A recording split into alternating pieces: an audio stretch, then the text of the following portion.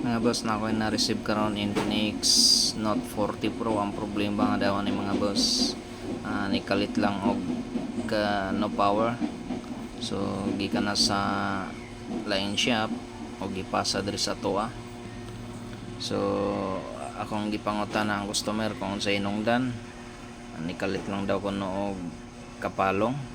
So diha mga boss, akong gi-check yang bibat line.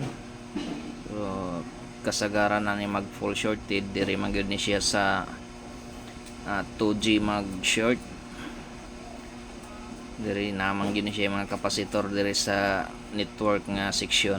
So diri ta mag-focus mga boss. So diha nakita na ko ang kapasitor.